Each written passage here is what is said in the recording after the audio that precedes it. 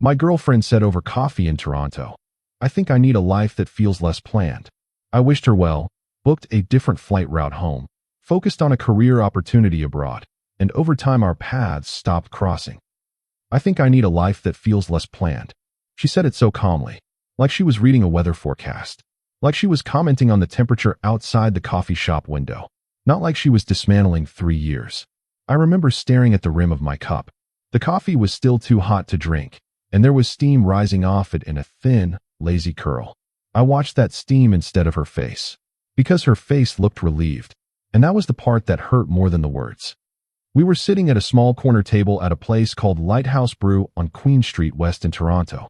It was a Saturday morning in late October, the kind of morning where the light comes in sideways and everything outside looks like a painting you'd hang in a waiting room. I had flown in from Vancouver 2 days earlier. She had moved to Toronto 8 months before that, for a position she described as a once-in-a-decade opportunity. I had called it that too, every time someone asked why we were doing long distance. I had said it with pride, actually. I had said it like a man who understood sacrifice, who believed in something bigger than convenience. Hey viewers, before we move on to the video, please make sure to subscribe to the channel and hit the like button if you want to see more stories like this. We were 28. We had been together since a Tuesday afternoon in 2020 when she borrowed my umbrella at a bus stop in Vancouver and never gave it back. I had been planning to propose in December. The ring was already sized. Less planned, I repeated, not as a question. More like I was testing whether the words would change shape if I said them back. They didn't. She wrapped both hands around her mug and looked at me steadily. "I feel like we've been living on a timeline," she said. "Every visit is counted. Every call is scheduled. Every decision is about the next stage." I nodded slowly. "And that's a bad thing."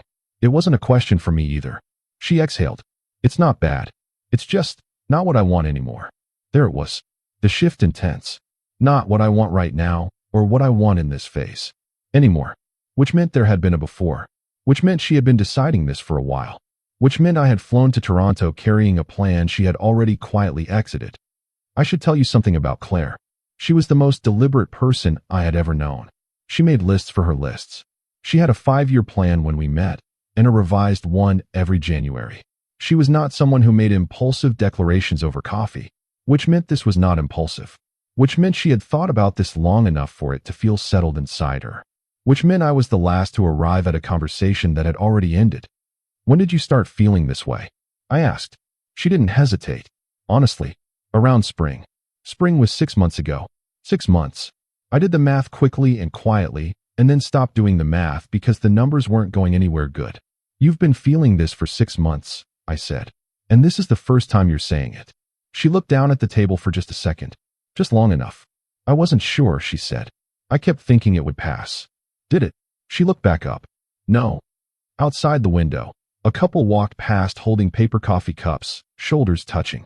A man on a bicycle navigated around a puddle that reflected the gray sky above it. A woman in a yellow coat stopped to check her phone, then kept walking.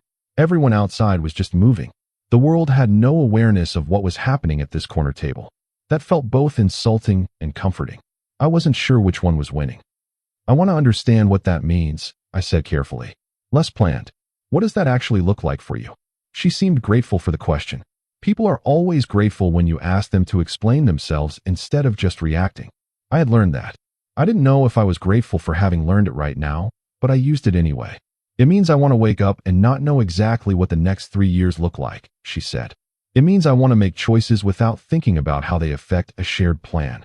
"You want to be single?" I said. Not meanly, just accurately. She flinched slightly at the word. Not because it was wrong, I think, but because saying it plainly removed the softness she had wrapped around it. "I want to be unattached for a while," she said. "I want to explore what I want without it being filtered through us." "Us," I said. "Yeah. So us is the thing you're filtering out." She closed her eyes for a second. "I didn't want to hurt you. But here we are." "But here we are," she agreed quietly. "I want to tell you that I fought for her in that moment. I want to tell you that I said something that cracked her certainty open. But the truth is, I looked at her face and I saw something I hadn't seen in a long time. She looked like herself. Not the version of herself that existed in relation to me. Just her. And there is a particular kind of grief that comes with seeing someone look most like themselves in the moment they are leaving you. It doesn't make you want to fight. It makes you want to sit very still and try to understand how you missed the part where they started disappearing. We sat there for a while after that. Not silently exactly, but without the kinds of words that change anything. She talked about the city, how it had opened something in her. She talked about her new friendships, the way people in Toronto seemed to move with a different energy than Vancouver. She talked about a photography course she had started taking on weekends. I didn't know about the photography course. I hadn't known about the photography course. That detail stuck somewhere uncomfortable inside me. Not because photography is significant, but because it meant she had started building a version of her life she hadn't shown me. And that means for 6 months, maybe more, I had been talking to a curated version of her. The version she was presenting while deciding. I'm not angry, I told her eventually. And I meant it, which surprised me. I wish I was, I added. It would be easier. She laughed softly at that. Just a small, sad laugh. The kind that acknowledges something true without celebrating it. You can be angry if you want, she said. I know. I'm choosing not to. She looked at me for a moment with something in her eyes I couldn't fully name. Appreciation, maybe. Or guilt. Sometimes they look the same from a certain angle. I paid for the coffees. Neither of us had finished them. Outside, the October air hit me like a second conversation I wasn't ready to have. We stood on the sidewalk for a minute that felt longer than most minutes. I do love you, she said. I want you to know that. I know, I said. I just love you in a way that's less planned, I finished. She nodded. That was the last thing either of us said on that sidewalk. She turned left. I turned right. And that was that. Except, of course, it wasn't. Because nothing is ever just that. I had a return flight booked for Monday morning. Direct, Vancouver to Toronto, same airline. I went back to the hotel, and I sat on the edge of the bed, and I looked at the flight confirmation on my phone. And then I opened a travel app, and I started looking at other routes. Not because I needed to get somewhere else, but because I needed to feel like something was my choice. Sometimes that's what agency looks like. Not a grand gesture. Just a different flight path. Just saying, I will not return the same way I arrived. I found a route through Calgary that added about 2 hours. I booked it without thinking too hard. I canceled the original booking. I sat back and looked at the ceiling. There was a water stain in the shape of something I didn't try to identify. My phone buzzed twice. A work email. And then a message from my colleague Owen back in Vancouver asking if I was still landing Monday. I stared at Owen's message for a long time. Because 3 weeks earlier, Owen had forwarded me something. A job posting. A senior infrastructure role with a firm called Meridian Development Group. Based in Lisbon, Portugal. 18-month contract with the option to extend. Owen had sent it with the note. Probably not for you, but you'd crush this. I had glanced at it, laughed, and filed it away somewhere in the back of my mind under not the right time. I opened that email now. I read the posting again. I read it 3 times. The role was in urban development planning, which was exactly what I'd been doing for 4 years in Vancouver. The company had a good reputation in European infrastructure. The compensation was strong. The application deadline was in 2 weeks. I read the requirements and I met every single one of them. I don't know what it says about a person that they pivot toward professional ambition in the immediate aftermath of heartbreak. Probably nothing clinical. Probably just survival. Probably just the oldest instinct of anyone who has ever had their plans fall apart. Find a new plan. I emailed the recruiter that night. From the hotel room in Toronto. With the city making its Saturday night sounds outside the window, I wrote a clean, confident cover letter. I attached my updated CV. I pressed send before I could think about it differently. Then I ordered room service and watched something forgettable on television until I fell asleep. The Calgary layover was 3 hours. I sat in the terminal with a terrible airport sandwich and a good cup of coffee, and I thought about the last 3 years. Not in a destructive way. Not replaying arguments or cataloging mistakes. Just observing.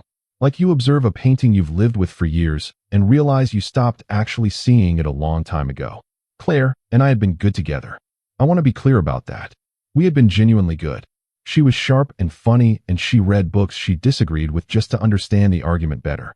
She had this way of asking questions that made you feel like your answer mattered, like she was actually waiting for it. She made me want to be a more considered person. That was real. But, and there is always a but, I've found. Not a but that cancels the good. Just a but that sits next to it, honest and quiet. But somewhere along the way, the relationship had become something we were maintaining more than inhabiting. I could see that now. In Calgary. With a bad sandwich and good coffee. I could see that we had been so focused on the plan that we had stopped checking whether the plan was still for us. I had been so committed to the destination that I hadn't noticed she had quietly changed directions. 6 months ago, maybe more. I landed in Vancouver on Monday afternoon. The city looked the same. It always looks the same, which is one of its best qualities. There's a kind of loyalty to it. The mountains are always there. The water is always there. You can have your entire life rearranged and come back, and the city is still just standing there, doing its thing, not particularly interested in your drama. Owen picked me up from the airport. He looked at me for about 4 seconds and said, "Rough weekend." "Something like that," I said. He didn't push. Owen is one of those rare people who understands the difference between being there and filling silence. We drove most of the way to my apartment without talking. He turned the radio to something instrumental and just drove. Back in my apartment, I stood in the kitchen and looked at things. Her mug was still in the cabinet. She had left it during a visit 3 months earlier, one of those pale blue ceramic ones from a market in Gastown. I didn't move it. Not out of sentimentality, exactly. More because I wasn't ready to make the gesture mean something.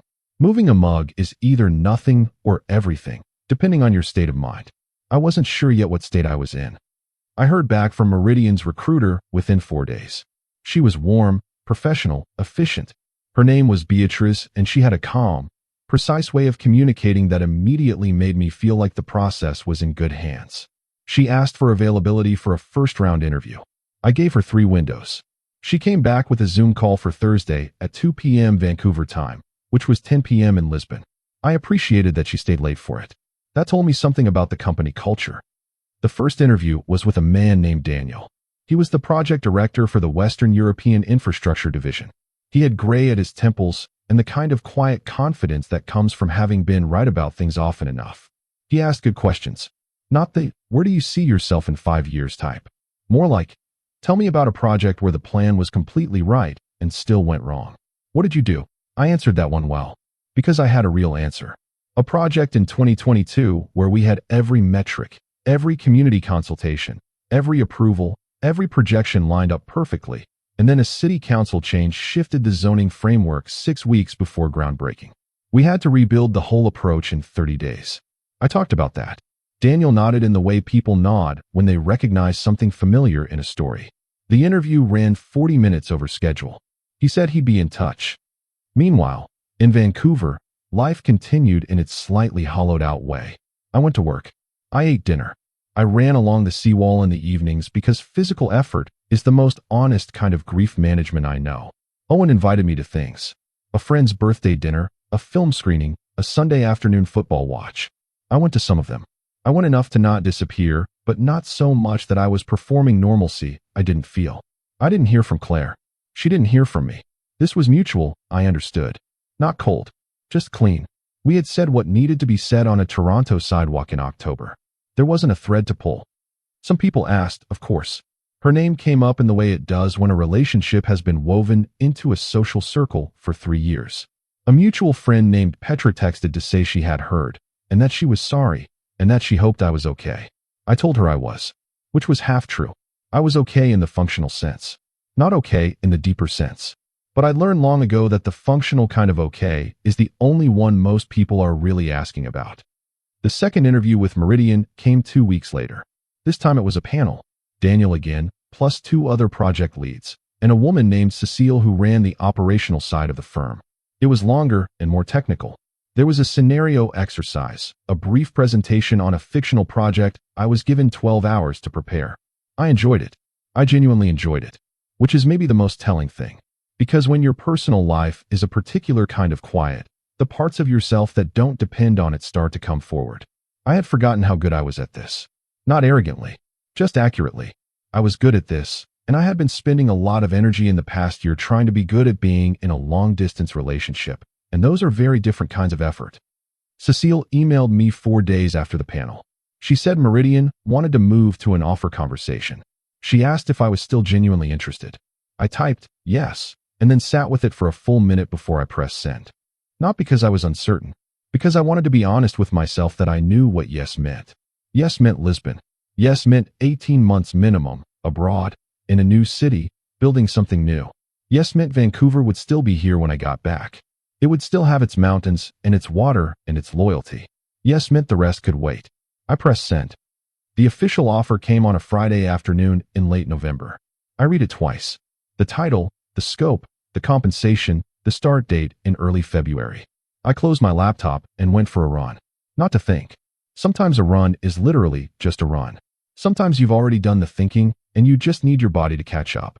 I accepted the offer the following Monday. I told Owen first. He stared at me for about 3 seconds and then said, "Lisbon?" "Lisbon," I confirmed. He was quiet for another second. Then he said, "Man, that's actually amazing. Not sad about it. Not burdened by it. Just amazing." He asked if I needed help with the apartment. I said I'd sublet it. He said he knew someone who might be interested. That was that. Owen is an efficient griever too. I called my family. My older brother, whose name is Callum, reacted the way Callum always reacts to unexpected news. He asked 11 practical questions in quick succession and then said, "Okay, good for you." My parents were less linear about it. My mother made that sound she makes when she is processing something unexpected, a kind of low exhaled, "Oh," and then immediately started asking about the apartment and what would happen to my car and whether February was really enough time to prepare. My father listened to all of this and then said, "Is this what you want or is this what you're doing because of the girl?" I appreciated that he asked. I thought about it carefully. "Both," I said honestly. "And I think that's okay." He was quiet for a moment. "Yeah," he said. "I think it is." December passed the way December passes when you are focused on a future that is close enough to see, but not yet arrived. I sorted through my apartment with a kind of ruthless pragmatism. Things I needed, things I didn't. Things that mattered, things that had just accumulated.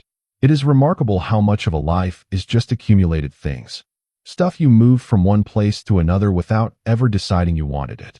I filled 3 donation bags and felt lighter with every one. I kept books. I kept my good knives. I kept a photograph of my family from the summer my brother got married, the 4 of us on a dock somewhere in Ontario, laughing at something my father had just said. I kept the blue ceramic mug. I don't know exactly why. Not for her. Just because it was a good mug. Somewhere in the middle of all this, I went to a dinner party at a friend's house.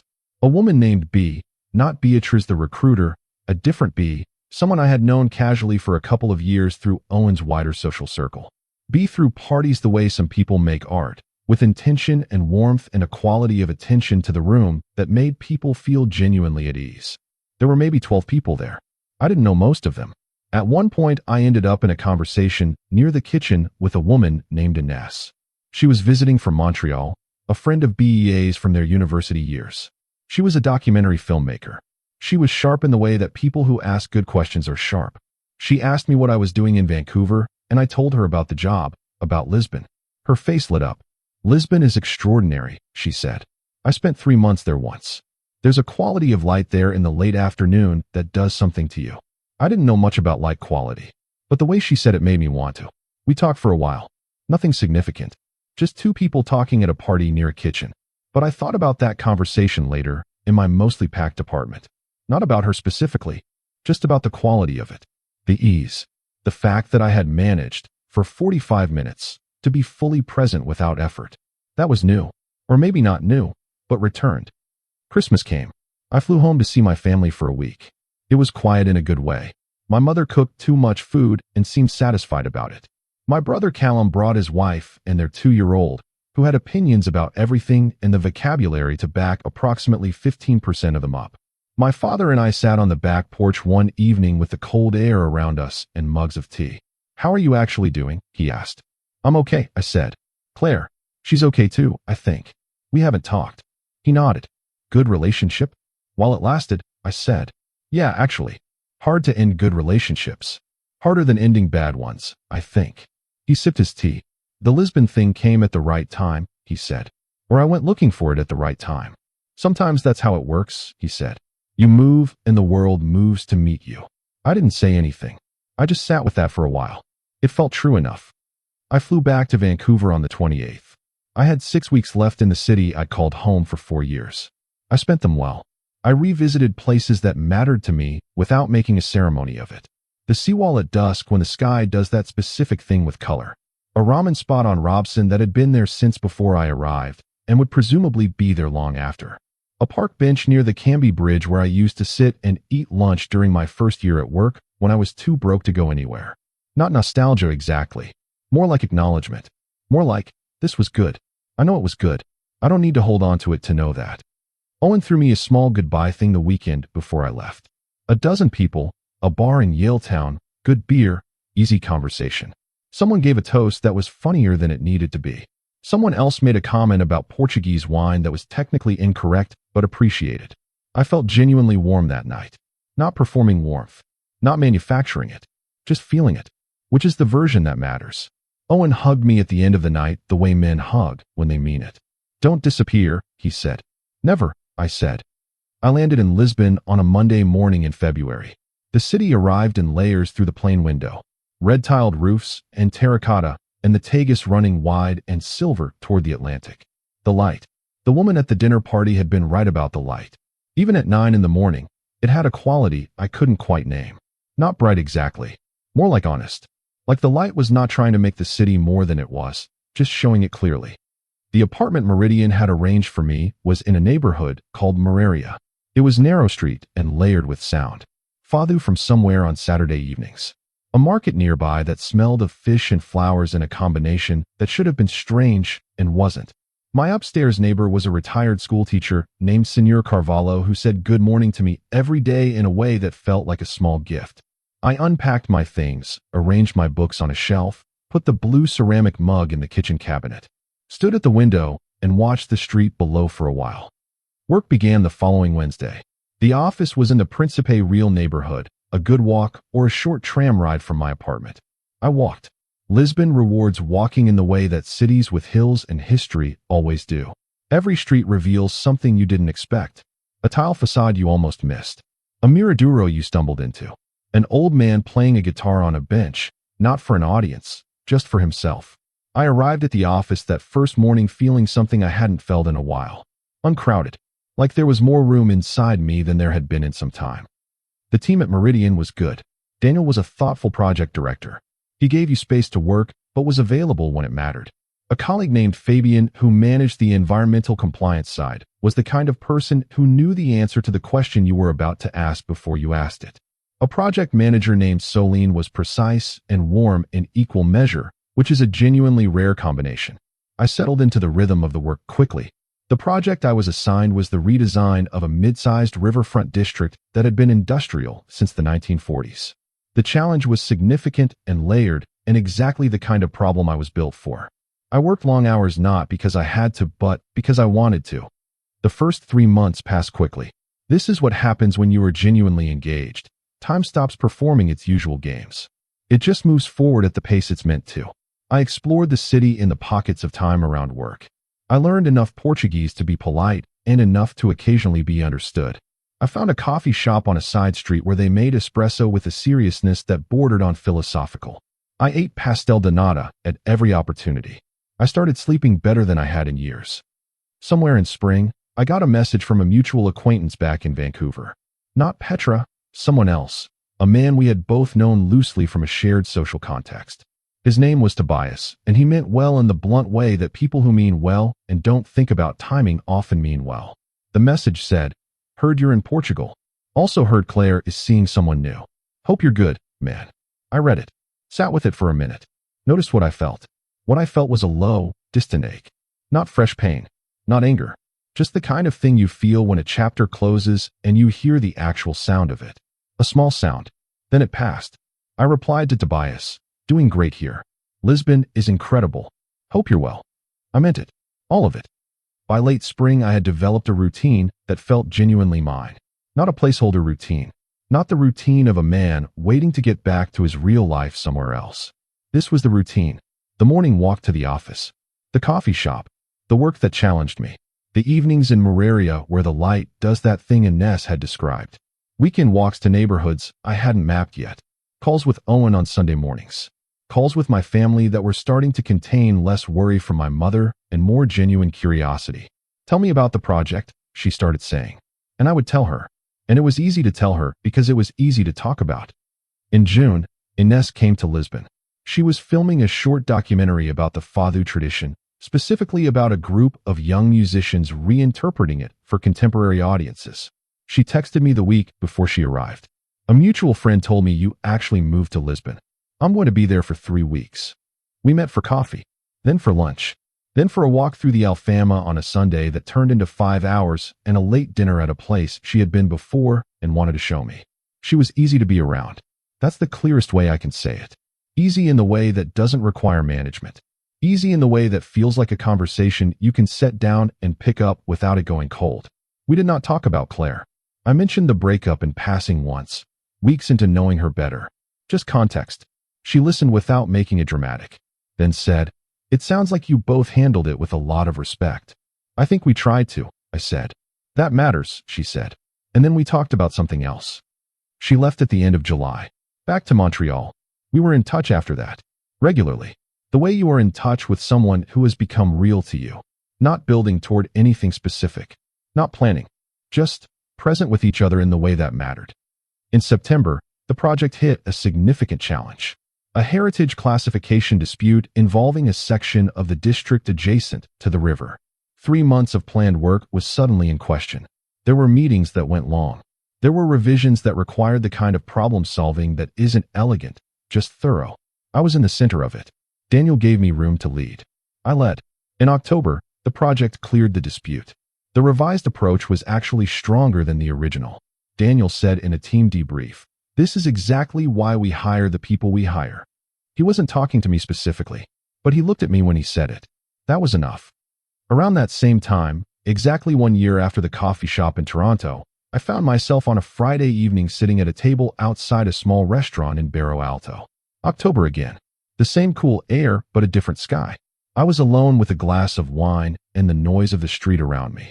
I thought about that morning on Queen Street West, the steam rising off the untouched coffee, her face looking relieved. A life that feels less planned. I turned that phrase over in my mind. The thing she had wanted. The thing she had been brave enough to name out loud over coffee. I thought about how I had heard it as loss, and for a while it had been. But sitting in Barrow Alto with my wine and the sound of the Friday evening around me, I thought about how her saying that one sentence had sent a current through everything that followed. It had cracked something open, not just for her, for both of us. She had been the one to say it, but we had both needed it to be said. I did not romanticize what happened. I want to be clear about that. There is a version of this story where the narrator decides, a year on, that the breakup was a gift, that she did him a favor, that it all happened for a reason. I don't believe in that framing, because it makes pain into a transaction. It makes her decision into a service she performed for my growth. That's not fair to her, and it's not honest. She ended the relationship because she wanted to. That was her right. That had nothing to do with my growth. My growth was something I chose, after, because the alternative was not choosing it. And that is a different thing. A better thing, I think. It belongs to me more that way. The contract with Meridian was extended in November. Another 12 months. I said yes. My mother made the sound again. My father said, "Lisbon's still good." "Lisbon is very good," I said. "Then yes makes sense," he said. Ines came back in December. She was in Lisbon for a film festival where a short she had co-produced was screening. I went to the screening. I sat in the dark and watched the film, which was about an old lighthouse keeper on the Portuguese coast who had been doing the job for 40 years. It was quiet and specific and genuinely moving in the way that films are when they trust the subject completely. After the screening, standing outside the venue with a small crowd of people talking about it, she found me. She was wearing a dark coat with the collar up against the December air. "What did you think?" she asked. "I think you're very good at what you do," I said. She looked at me for a second. Then she said, "I've been thinking about applying for a residency here.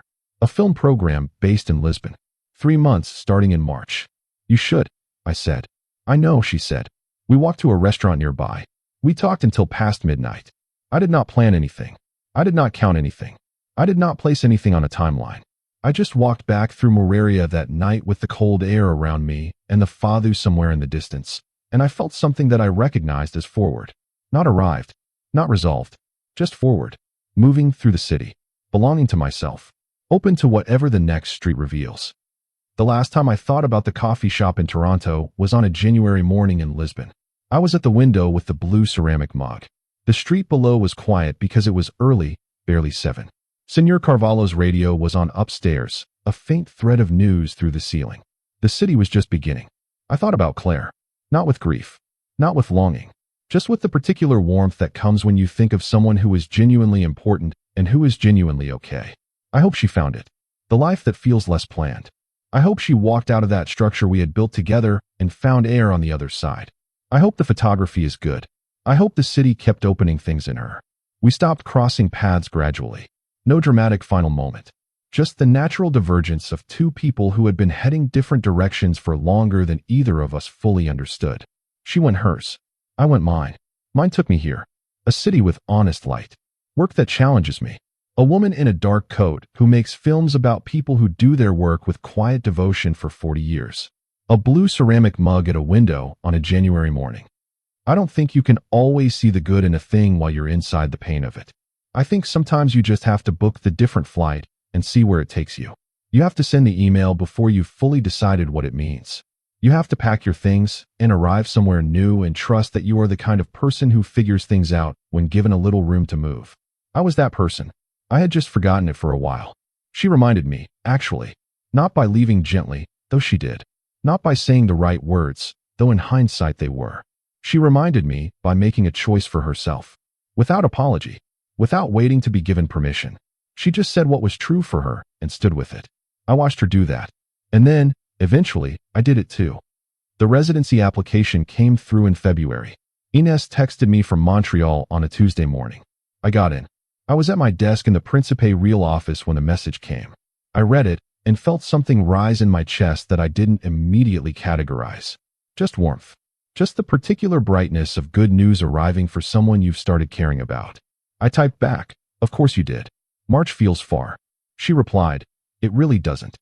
That was the last thought I wrote down in the journal I'd started keeping in Lisbon. Not as a habit, not as a discipline, just because sometimes a city gets into you and you want to record what it shows you. What the city had shown me, that a plan is only useful when it's in service of a life. That when the plan becomes the life, something goes wrong. That you can love someone fully and still be going in different directions. That grief is honest and temporary and not the same as failure. That a different flight route is sometimes the most important thing you ever book. That Lisbon in late afternoon has a quality of light that does something to you. That the right people arrive in kitchens at dinner parties and at film screenings in December and in text messages on Tuesday mornings. That forward is a feeling, not a destination. That the unplanned life is not the opposite of a good one. It's just honest, just open, just yours.